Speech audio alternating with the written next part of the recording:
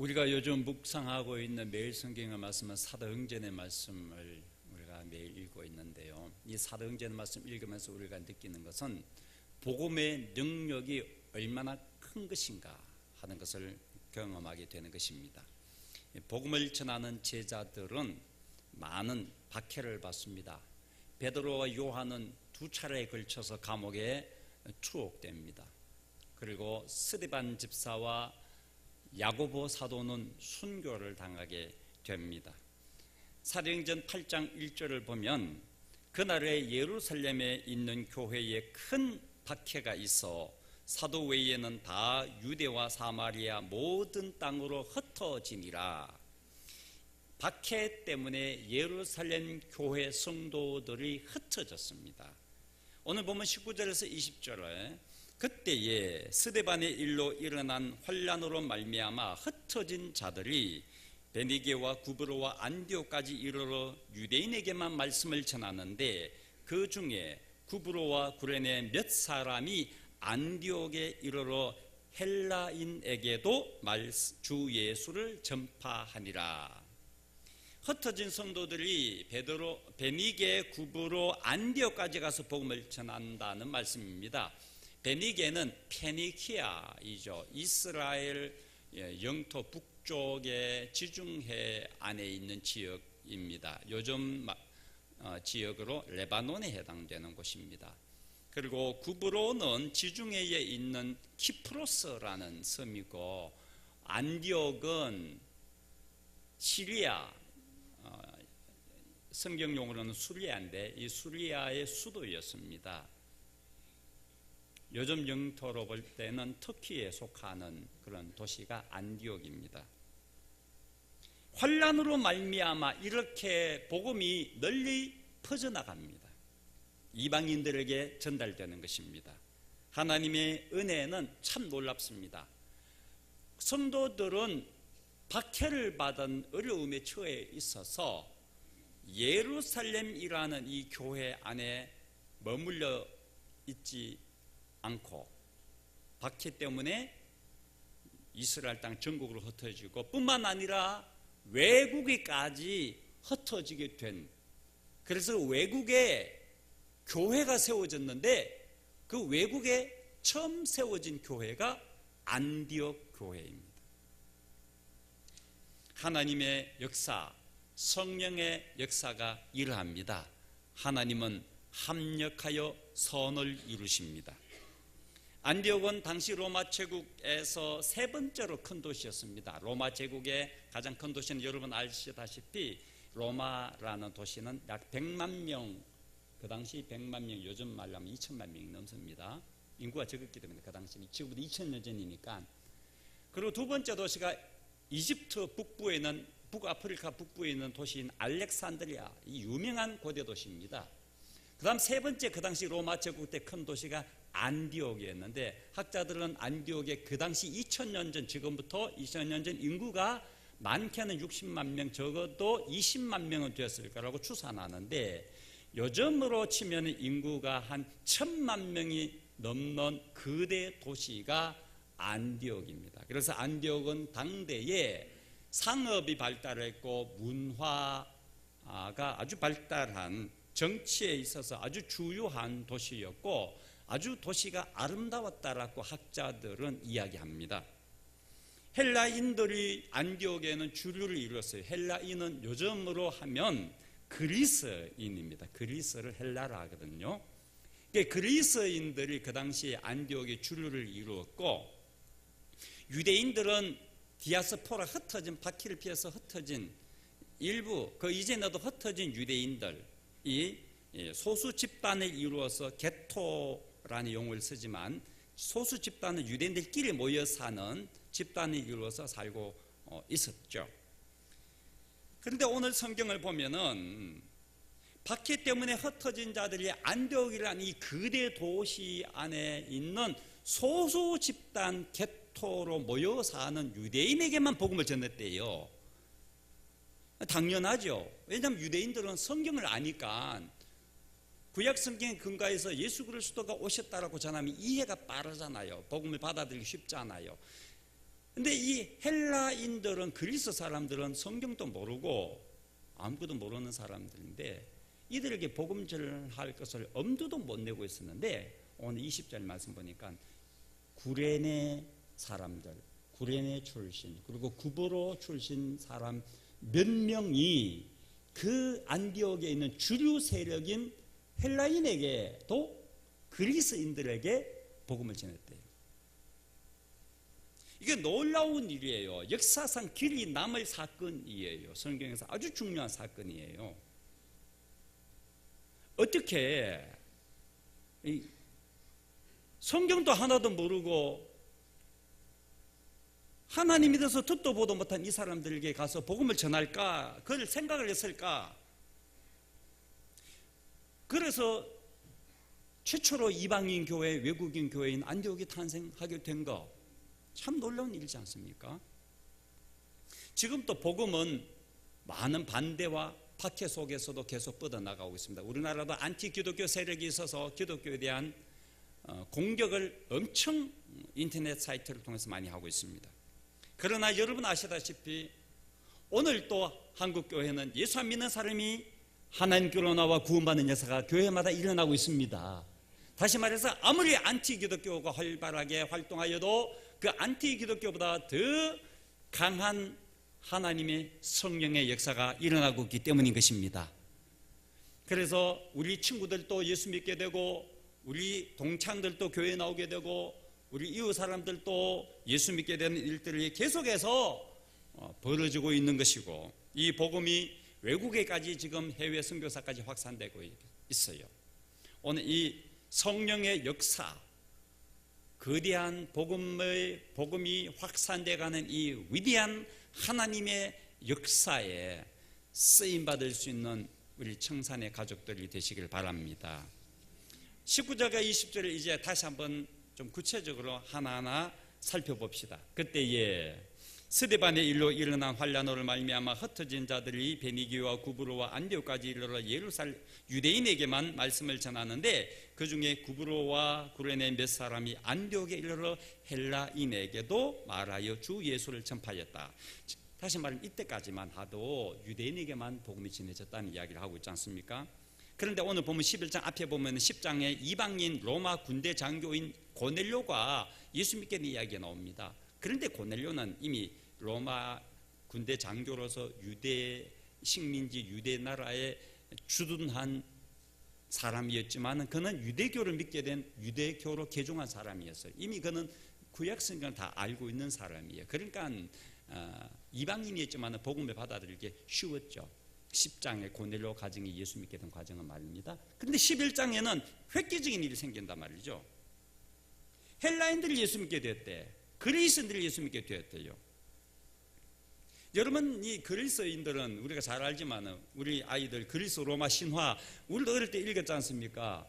지금 우리 자녀들 많이 읽히고 있죠. 그리스 로마 신화를 보면은요, 이 그리스 로마는 첩다한 우상 숭배가 많은 나라예요. 그러니까 거긴 태양신, 뭐 바다의 신, 뭐 무슨 별신, 무슨 바람의 신, 뭐 사랑의 신, 뭐 정오의 신, 게다가 심지어는 술의 신까지, 바카스는 술의 신입니다. 그죠?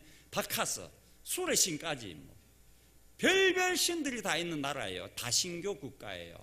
한 사람이 태양신만 믿는 게 아니고 이 그리스 사람들은 태양신도 섬기고 바람의 신도 섬기고 바다에 항해할 때는 바다신도 섬기고 연애할 때는 사랑의 신 또 큐피드 또 섬기고 그리고 놀 때는 술의 신 바카스도 섬기고 술 잘 마시고 신나게 놀으라고 이런 다신교를 혼자서 여러 신들을 섬기는 이 사람들에게 예수님만이 유일한 하나님의 아들, 하나님만이 유일한 신입니다라고 이 기독교의 복음이 먹혀들기가 상당히 어렵습니다. 오랜 수백 년의 역사 동안 그들은 이미 조상들로부터 다양한 신들을 한꺼번에 섬겨왔기 때문입니다. 그리고 여러분 아시다시피 이 그리스 사람들은 철학의 출발 국가가 그리스 아닙니까? 소크라테스를 위시한 플라톤, 아리스토텔레스 이런 사람들이 그리스 사람들이죠. 그리스 사람들은 이 논쟁하기를 좋아하고 논리적이고 분석적이고 그래요. 모였다 하면 대화해요. 토론을 해요. 이 논쟁하기 좋아하는 사람에게 예수님을 증거할 때 논쟁에 빠져서 전도가 안 될 가능성이 아주 높아요. 논쟁하다 보면. 그러니 누가 감히 그리스 사람에게 복음을 전하려 하겠습니까? 그런데 구레네 구브로 몇 사람이 복음을 전했대. 그들에게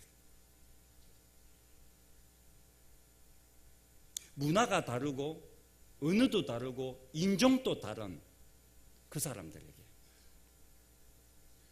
다른 문화, 다른 인종, 다른 신앙을 가진 사람들에게 접근하는 것조차도 두려움이 있습니다. 잘못하면 싸우기 때문에. 그런데 그들에게 복음을 전한다고요? 이건 더 힘든 일이에요. 그러나 구브로와 구레네 출신 성도들은 이 일을 두려워하지 않았다는 것입니다. 복음의 능력을 그들은 믿었습니다. 구원은 하나님께 있다는 것을 믿었습니다. 내가 말 잘해서 저 사람 예수 믿는 게 아니라는 것, 내가 논리적으로 설명해서 예수 믿는 게 아니라는 것, 하나님께서 저 사람을 예수 믿게 하신다는 것, 이것을 믿었어요. 그래서 겁내지 않는 거죠. 바울사도가 그렇게 고백했지 않습니까? 로마서 1장 16절 말씀, 내가 복음을 부끄러워하지 아니하니 이 복음은 모든 믿는 자에게 구원을 주시는 하나님의 능력이 됨이라. 복음 자체에 능력이 있습니다. 사람을 구원하는 능력. 복음 자체에, 복음은 예수 그리스도 말하기만 하면 예수 그리스도 자체에 하나님의 능력이 있다니까요. 그래서 복음은 경계를 뛰어넘을 수 있습니다. 문화의 벽, 지식의 벽, 경제적 차이의 벽, 인종의 벽, 국경의 벽을 뛰어넘습니다. 그리스도인은 경계를 뛰어넘는 사람들입니다. 경계를 뛰어넘어 복음을 전하였습니다.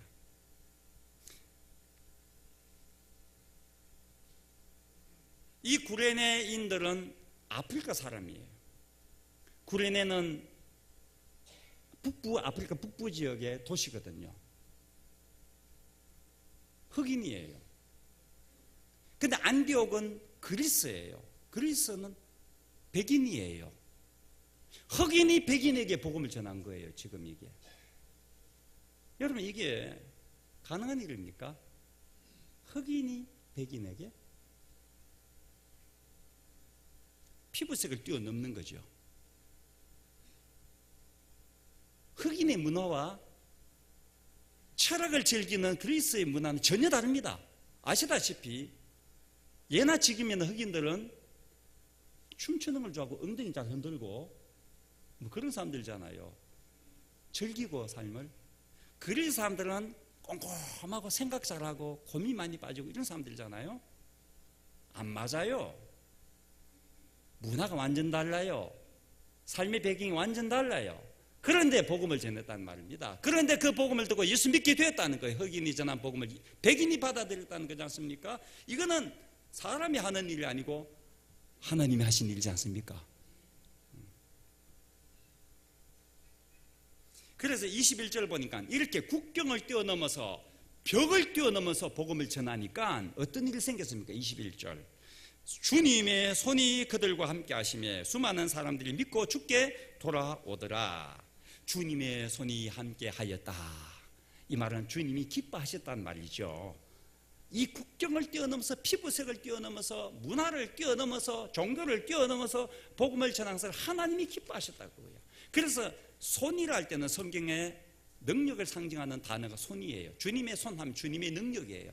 그래서 국경을 뛰어넘는 그들에게 주님의 능력이 그들과 함께하였다. 여기에 그들은 유대인에게만 복음을 전하는 흩어진 자들, 그들을 말하는 게 아니고, 여기에 그들은 구레네 사람과 구브로 몇 사람이 헬라인에게 하나님의 말씀을 전하더라 하는 그 구브로 구레네 몇 사람, 헬라인에게 복음 전하는 그 사람들을 말해요. 그들에게, 국경을 뛰어넘고 피부색을 뛰어넘는 그들에게 하나님의 능력이 나타났다는 거예요. 그래서 많은 사람들이 하나님께로 돌아오게 되었습니다. 여러분, 복음 전할 때에 벽을 느낄 때가 있지 않습니까? 특별히 타종교인들에게 복음 전할 때 정말 벽을 느낍니다. 잘 못합니다, 사실. 또 나하고 지적인 수준이 다른 사람, 나는 초등학교도 못 나왔는데 가방끈이 짧은데 저 사람은 대학교 교수님이야. 근데 초등학교도 못 나온 내가 무슨 말로 교수님을 설득하겠어. 그래서 지레 포기합니다. 아, 교수님에게는 나는 예수님 이야기 못해.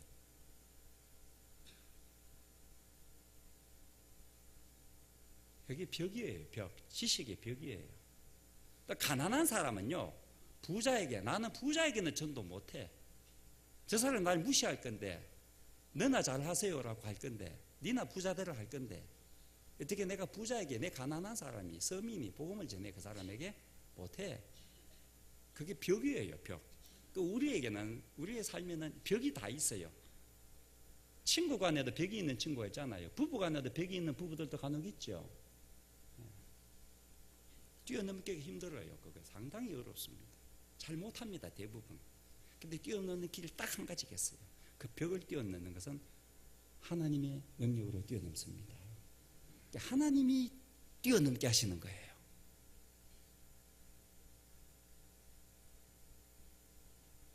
벽을 뛰어넘어서 복음을 전할 때에 주님의 능력이 함께 하셔서 예수 믿게 됩니다. 그 말씀입니다. 이렇게 해서 유대교를 믿는 유대인 교인과 헬라인 교인이 함께하는 다인종 다문화 교회가 안디옥 교회입니다. 그 다문화 다인종이 하나의 교회가 된 아주 독특한 이 이방인 첫 교회가 세워진 거죠.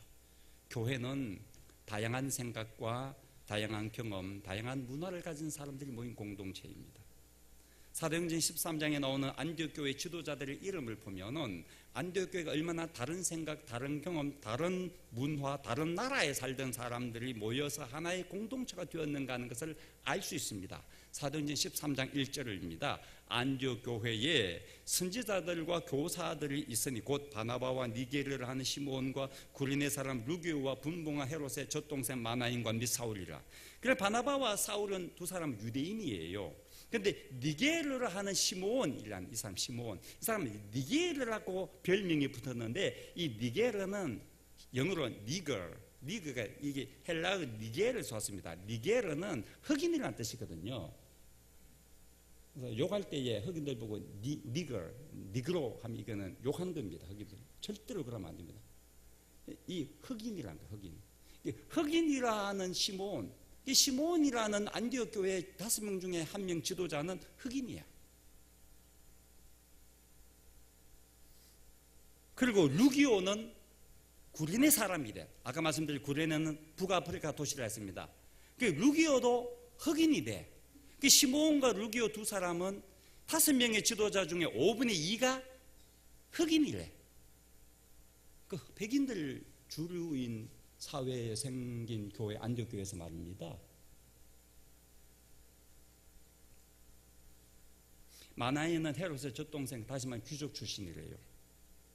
이렇게 피부색이 다른 다양한 배경을 지닌 사람들이 서로의 경계, 서로의 벽이 있는데 이 서로의 벽을 뛰어넘어서 한 교회를 이루었다는 거예요. 무지개가 아름다운 것은 다양한 색깔의 조화를 이루기 때문입니다. 교회가 아름다운 것은 가난한 사람, 부유한 사람, 병원 사람, 못 병원 사람이 조화를 이루기 때문에 교회는 아름다운 공동체입니다. 이렇게 서로 다른 문화, 다른 배경을 가진 사람이 모인 청산교회가 하나가 되기 위해서는 두 가지가 꼭 필요합니다. 하나는 존중, 하나는 배려. 다른 삶의 배경을 가진 사람을 존중해 줘야 됩니다. 나와 그 입장이 다르고 생각이 다른 사람을 배려해 줘야 됩니다. 모든 두 사람 이상이 모인 집단에는 이 두 가지가 없으면 와해됩니다. 공동체가 안 됩니다. 부부간에도 뭐가 있어야 된다고요? 잊어버리셨네. 부부간에도 존중과 배려가 있어야 부부가 하나가 될 수 있고 공동체가 될 수 있습니다. 부모와 자식 간에도 존중과 배려가 있어야 됩니다. 자식은 부모님의 입장을 존중하고 배려해주고, 부모는 자식을 존중하고 자식의 입장을 배려해주고, 할아버지는 손주를 존중하고 배려해주고, 손주는 할아버지를 존중하고, 이래야 할아버지와 손주 사이가 관계가 공동체가 되는 거예요. 모든 집단은 동일합니다. 안디옥 교회는 이 두 가지가 있었다는 거죠. 피부색이 다르고 지식의 수준이 다르고 삶의 배경이 다 달라도 이들은 서로를 귀하게 보고 세워주고 존중했다는 거예요. 그래서 하나님이 기뻐하신 거죠. 주님의 손이 그래서 그들 가운데 나타나는 거죠. 그래서 마음이 하나가 된 거죠. 서로의 입장을 존중하고 배려할 때 하나가 되는 거죠. 그 한 마음으로 선교사를 파송했죠. 바나바와 사울 두 사람을. 성경의 역사에서, 인류 역사에서 최초로 선교사를 파송한 교회가 안디옥 교회입니다. 대단한 교회입니다. 마음이 하나가 되니까 이런 위대한 일을 할 수 있는 거죠. 그래서 안디옥 교회는 이방 선교의 중심지요, 해외 선교의 센터가 된 것이죠. 안디옥에 예수 믿는 사람이 많아졌다는 소문을 들은 예루살렘 교회에서는 바나바라는 사람을 안디옥 교회에 보냈다고 24절에 나와 있어요. 바나바가 어떤 사람인가? 바나바는 착한 사람이요 성령과 믿음이 충만한 사람이라 이에 큰 무리가 죽게 더하여지더라. 바나바가 하나님 말씀을 참 잘 전했대요. 그래서 안디옥 교회가 성장하기 시작한 거예요. 바나바는 이 많은 성도들 혼자 감당할 수 없어서 다소에 가서 사울을 데려옵니다. 그래서 바나바와 사울 두 사람이 이 많은 성도들을 가르쳤어요. 26절이에요. 만남에 안디옥에 데리고 와서 둘이 교회에 1년간 모여있어 큰 무리를 가르쳤고, 제자들이 안디옥에서 비로소 그리스도인이라 일컬음을 받게 되었더라. 야, 보세요. 바나바와 사울이 가르치면서 이 교회의 신앙이 질적으로 성장해가면서 성숙해가면서 이 교회 성도들이 동네 예수 안 믿는 사람들로부터 이런 별명을 얻었대. 그리스도인. 그리스도인이란 말은 그리스도에게 속한 사람. 저 사람들은 우리와 달라. 그리스도에게 속한 사람. 왜 그랬겠습니까? 안디옥 교인들은, 성도들은 가는 곳마다 그리스도라고 말했어요. 동창회에 가서도 그리스도를 이야기했어요. 수영하는 동호회 가서도 그리스도를 이야기했어요. 독서 클럽 가서도 그리스도를 이야기했어요. 학부모 모임 가서도 그리스도를 이야기했어요. 그들은 가는 곳마다 입에 그리스도가 따라 붙었어요. 그리스도를 자랑했어요. 그리스도를 나타내었어요. 그래서 쟤들은 입만 벌렸다면 그리스도. 그래서 저들은 그리스도인이다. 우리나라의 서양의 선교사들이 처음 들어와서 복음을 전해서 예수 믿게 된 사람들이 많았잖아요. 그때 우리나라 안 믿는 사람들이 예수 믿는 사람 보고 뭐라고 불렀죠? 예수쟁이. 그거는 예수 믿는 사람을 얕잡아 이르는 말이에요. 쟁이라는 말은 전문성을 가진 말, 기술자를 쟁이라 하기도 하지만 사실은 반대로 아주 얕잡아서 무시할 때 쓰는 뒤에 붙이는 말이 쟁이에요. 무슨 쟁이하는 것은. 예술쟁이는 얕잡아 하는 말이에요. 무시하는 말이고 비난하는 말이에요. 왜 그들 보고 예수쟁이를 부르는지 아세요? 우리나라에 우리보다도 100년 전에 살던 그분들을 1890년대 1910년대 초반에 살던 우리 믿음의 대선배들은요, 비록 예수 믿는 사람이 1%도 안 하고 0. 몇 %밖에 안 될 때예요. 가는 곳마다 예수님 이야기했다니까. 예수. 문중회 모임에 가도 예수 이야기했다니까. 삼촌들에게, 사촌에게. 학교에 가서도 예수 이야기했다니까요. 예수 그랬다니까요. 동네 가면은 예수 이야기를 전했다고요. 예수님을 빼고는 내 인생을 논할 수가 없어요. 예수님을 빼면 나는 할 말이 없어요. 그런 사람들이었어요. 그러니까 말끝마다 예수 하니까 쟤들은 예수쟁이구나. 예수쟁이. 얼마나 아름다운 이름입니까?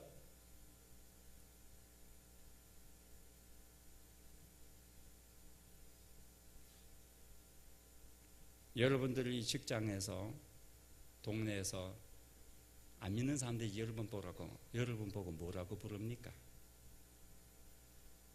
예수쟁이라 부릅니까? 저 예수 믿는 줄 몰랐는데 그러지 않습니까? 우리에 대해서 예수를 말 안 하기 때문에 그런 거예요. 사람들은 우리가 예수쟁인지도 모르는 이웃들도 많아. 직장에서도 내가 5년 10년 다니면서도 내가 예수쟁인 줄 몰라. 한마디도 예수 이야기 안 해. 그럼 무슨 예수쟁이야 그게? 그냥 박 사장이 김 사장이지. 그냥 박 주임이고 김 과장이지.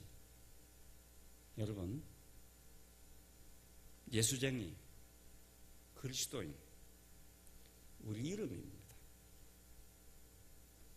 우리 이름입니다. 예수 닮은 사람, 예수의 사랑을 나누는 사람, 예수를 자랑하는 사람, 예수쟁이입니다. 그리스도인, 우리 이름입니다. 우리는 그리스도인입니다. 예수를 믿을 수 없는 사람 같은 헬라인이 그리스도인이 되었어요. 불가능한 일이 난 거예요.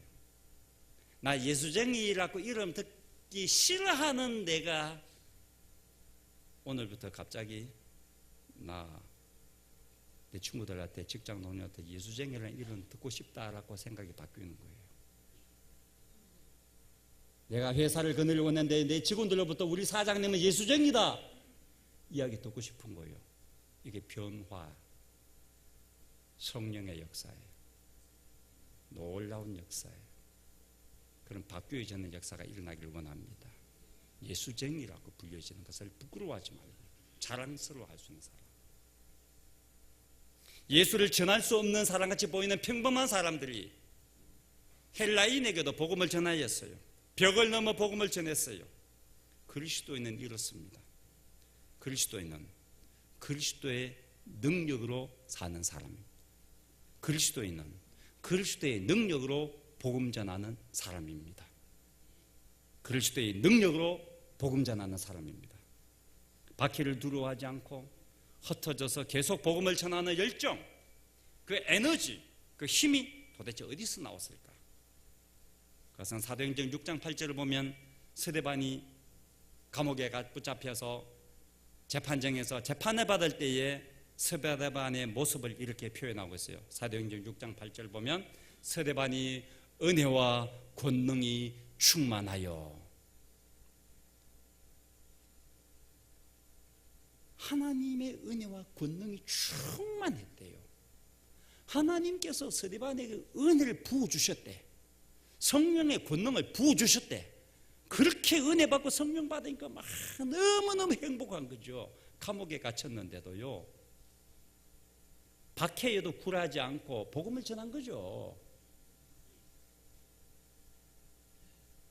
오늘 청산교회 저와 여러분들에게 하나님께서 이 시간에 은혜 부어주시기를 원하고, 오늘 이 시간에 우리 한 분 한 분에게 하나님의 성령의 권능을 부어주시기를 원합니다. 그래서 우리가 성령을 받아서 우리가 하나님의 은혜가 충만하여서 복음을 전하지 않을 수 없는 사람, 복음을 전하지 않을 수 없는 사람, 가면은 예수 이야기하지 않을 수 없는 사람, 예수 말할 수 있는 사람으로 그런 그리스도인 되기를 원합니다. 우리는 그리스도인입니다. 그리스도인은 복음 전하는 사람입니다.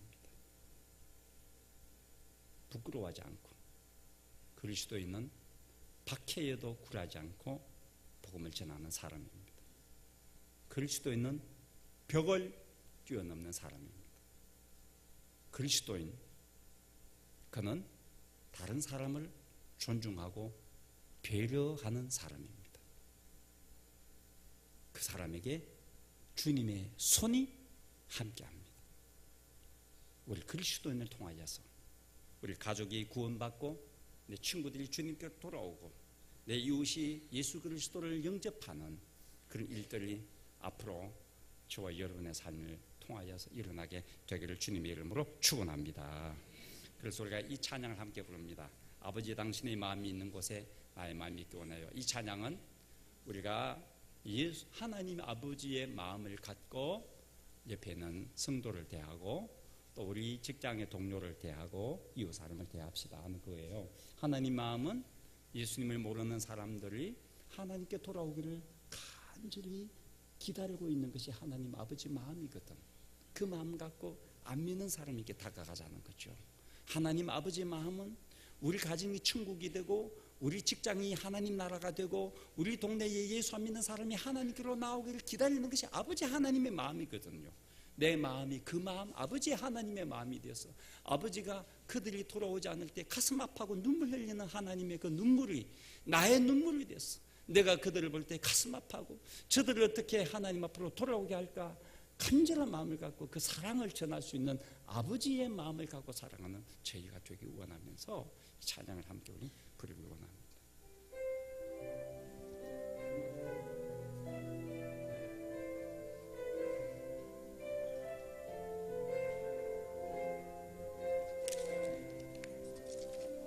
아버지 당신의 마음이 있는 곳에 나의 마음이 있기를 원해요.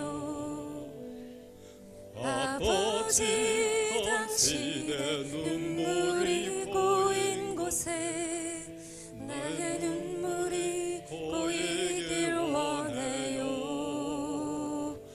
아버지 당신이 바라보는 영혼에게 나의 두 눈이 향하길 원해요. 아버지 당신이 울고 있는 어두운 땅에 나의 두 발이 향하길 원해요. 나의 마음이 아버지의 마음 알아. 내 모든 뜻 아버지의 뜻이 될 수 있기를 나의 온 몸이 아버지의 마음 알아. 내 모든 삶 당신의 삶 되기를. 한 번 더 아버지 당신의 마음이 있는 곳에 아버지 당신의 마음이 있는 곳에 나의 마음이 있기를 원해요. 아버지 당신의 눈물이 고인 곳에 나의 눈물이 고이길 원해요. 아버지 당신이 바라보는 영혼에게 나의 두 눈이 향하길 원해요. 아버지 당신이 울고 있는 어두운 땅에 나의 두 발을 향하길 원해요. 나의 마음이 아버지의 마음 알아. 내 모든 뜻 아버지의 뜻이 될 수 있기를 나의 온 몸이 아버지의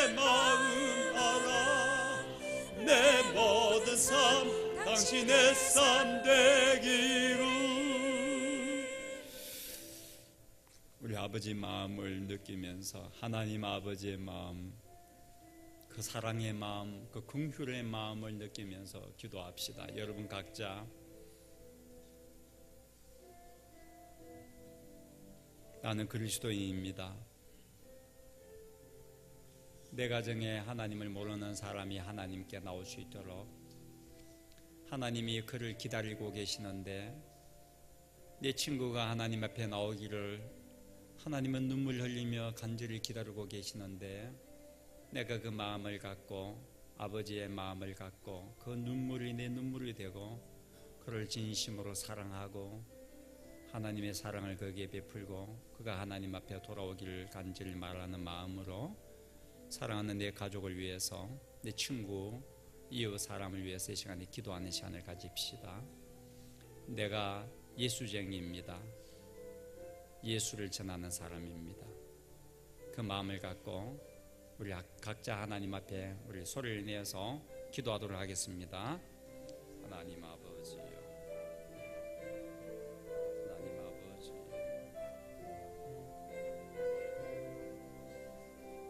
아버지 하나님, 복음을 전하는 일을 하기 원합니다. 아버지의 사랑을 전하기 원합니다. 내 마음이 아버지 마음을 갖기 원합니다. 아버지의 눈물이 있는 곳에 내 눈물이 흐르기 원합니다. 내가 아버지 마음을 갖고 아버지 생각을 갖고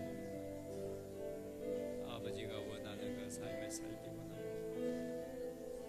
아버지가 기다리시는 그 영혼을 위하여 눈물로 기도하는 것, 아버지 하나님이 기뻐하시는 복음을 전하는 그리스도인이 되기 원합니다. 아버지 하나님, 사랑을 전하기 원합니다. 예수를 전하기 원합니다. 내 가족이 주님 앞에 돌아오고 내 옆집 사람들이 예수님께로 돌아오게 하옵소서. 저의 친구들이 예수 믿게 하옵소서. 우리 이웃에 하나님을 모르는 자들, 저를 통하여 하나님께 나오게 하옵소서. 구원의 역사가 저를 통하여 일어나게 하여 주옵소서. 아버지의 마음으로, 아버지의 사랑으로 하나님을 인도할 수 있는 저희가 되게 하여 주옵소서. 주님 저를 베풀어 주옵소서. 주님은 저를 베풀어 주옵소서. 아버지 우리를 베풀어 주옵소서. 아버지, 아버지,